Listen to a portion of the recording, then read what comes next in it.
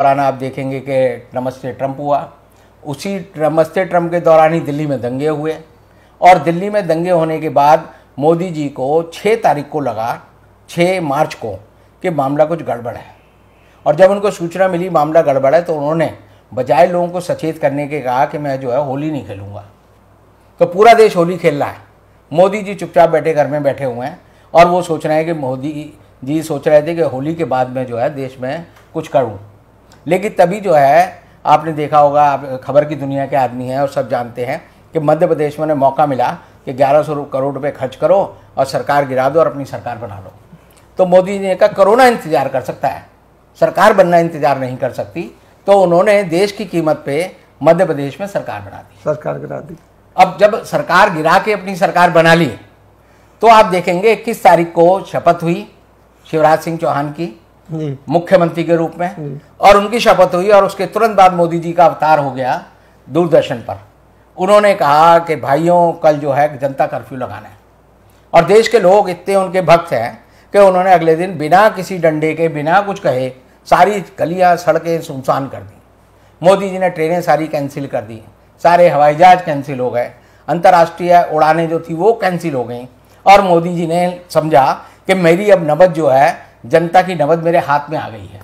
तो उन्होंने बड़े आराम से कह दिया कि 24 तारीख से पूरे देश में संपूर्ण लॉकडाउन हो गया है। और उन्होंने उसका बहाना क्या दिया कि 18 दिन में महाभारत का युद्ध लड़ा था और 18 दिन में हम कोरोना को हरा देंगे। अपने आप देवता बन गए।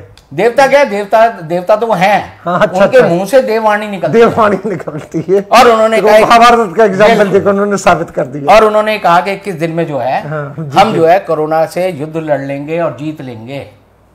और देश के लोगों को लगा कि भाई मोदी जी अवतार हैं भगवान के, तो मोदी जी जो कभी झूठ तो बोलते नहीं, और जब झूठ नहीं बोलते तो 21 दिन की बात है, घर में बैठ जाएंगे।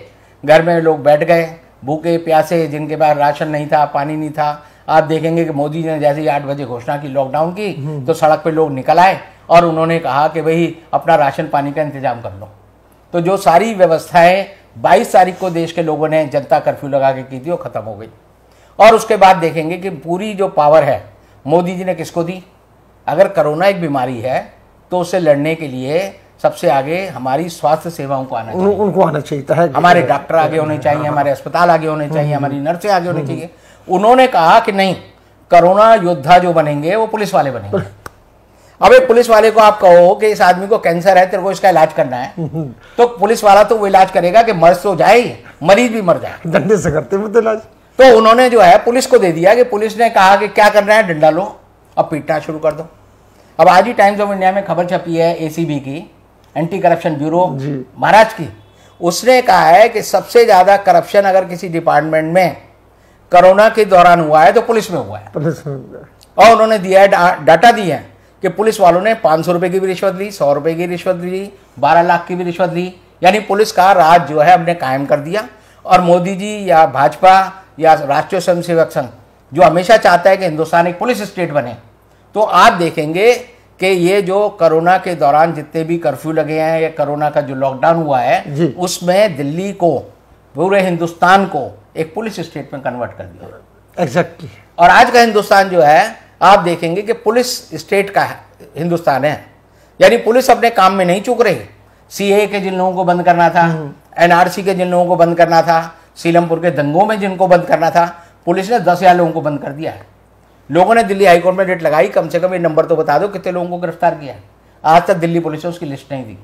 और अभी आप देखेंगे 2 दिन पहले ही जो जिस अदालत में केस चल रहा था, तो उसके जज ने कहा कि भैया तुम जो जांच कर रहे हो, एक पक्ष की जांच कर रहे हो, एक पक्ष के लोगों को तो बंद कर देते हो और दूसरे पक्ष के बारे में तो कुछ कहते ही नहीं।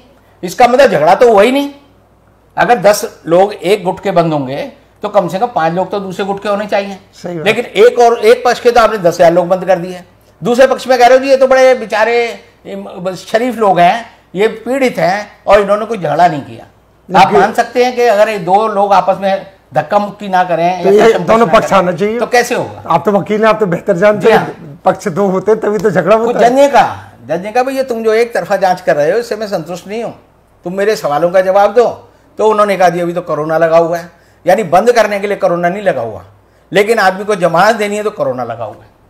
यानी आप देखेंगे कि अभी गौतम नवलखा जिनको कि जो ट्रिब्यून के बहुत बड़े जर्नलिस्ट हैं, जिनकी पूरी दुनिया में बड़ी वो है, उनको जब दिल्ली हाई कोर्ट ने पूछा उनके बारे में कि इनके बारे में ये इंटरिम इनको बेल देनी है, तो एनआईए ने उनको ज़बरदस्ती 5 मिनट के भीतर ज़बरदस्ती कहा अपना सामान पैक करो, और उन्होंने बम्बई पैक कर दिए, बम्बई भेज दिया। तो दिल्ली हाई कोर्ट के जज जो है बम्बानी, उन्हें बड़ा गुस्सा आया कि मैं इस मामले को सुन रहा हूँ, 4:30 बजे सुना है और 4:35 पे तुमने आदमी को पैक करके ट्रेन में भेज दिया बम्बई। तो उन्होंने कहा भाई सारी बातें दो। तो attorney general of India, solicitor general of India जो पेश होते थे, उन्होंने कहा कि मैं जी मेरे को टाइम नहीं है, हमारी गलती है, हम पेश नहीं कर पा रहे डॉक्यूमेंट, हमें टाइम दो। और इस टाइम में उन्होंने जो है अभियुक्त को वहाँ भेज दिया। अब भेजने का अदालत उनसे नाराज है, अब सरकार के हाथ पांव फूले होंगे, क्या करें। तो मुझे आज भी मैं कह सकता हूँ कि हो सकता है 3 तारीख को उनकी बेंच ही बदल जाए।